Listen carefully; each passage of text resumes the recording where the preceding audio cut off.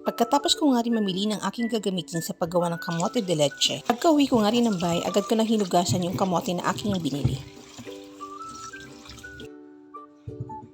Kukulang ko lang din ng ilang minuto yung kamote, hindi masyadong overcook yung aking gagawin sa pagluto ng kamote. Fast forward, ito na nga yung kamote na aking nilaga kanina. Nang hindi na nga rin mainit yung kamote, ang gagawin ko dyan, babalatan ko lang din siya. Mabalatan ko na nga rin lahat ng kamote, bali 1 kilong kamote nga pala ang aking ginamit. Ang gagawin ko dyan, imamash ko lang din siya ng paganyan. Sa paggawa nga rin pala ng kamote de leche, ang condensed milk na aking gagamitin yung ubi flavor. Half can lang ng ubi flavor ang aking ilalagay sa kamote para hindi masyadong matamis.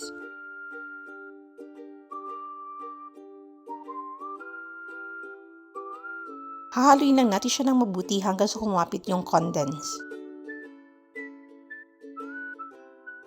Dahil okay na nga rin pagkakahalo natin sa kamote at saka yung condensed milk, ang gagawin ko dito, sa isang kawali maglalagay na rin ako ng konting butter, ilalagay ko na yung kamote. Bali, ang gagawin ko dito, lulutuin ko lang din siya ng mga ilang minuto para lalong sumarap yung ating kamote de leche. Nasa low medium heat lang din yung apoy nito para hindi masunog yung ating nilulutong kamote. Pag ganito na nga rin ka-sticky yung ating nilutong kamote, ang gagawin ko dyan, titikman ko lang muna siya kung okay na yung lasa niya. Dahil okay na nga rin pagkakaluto ko sa kamote, ang gagawin ko naman dyan, yung flan mixture. Naglagay na rin ako ng 6 pieces na egg yolk, 1 can na iba, 1 can na condensed milk. Sunod ko na rin ilalagay dyan yung vanilla extra. Hahaluin lang natin siya ng mabuti. Salain lang natin siya ng mabuti para matanggal yung buo-buo. I-set aside lang natin yung flan mixture. Ang pinakahuli ko naman gagawin dyan, yung jelly. 1 pack na unflavored jelly powder ang aking ginamit. Maglalagay na rin ako ng 1/3 cup na sugar na white. 3 cups na tubig naman ang aking ilalagay. Haluin lang natin siya ng mabuti.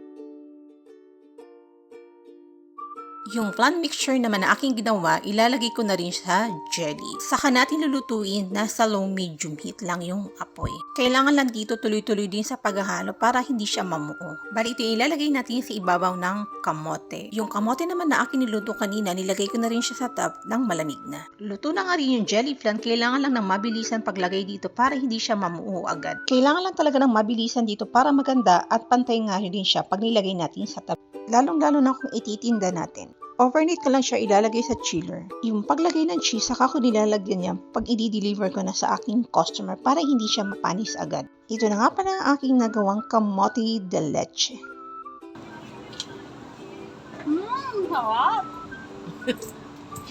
Tama lang din.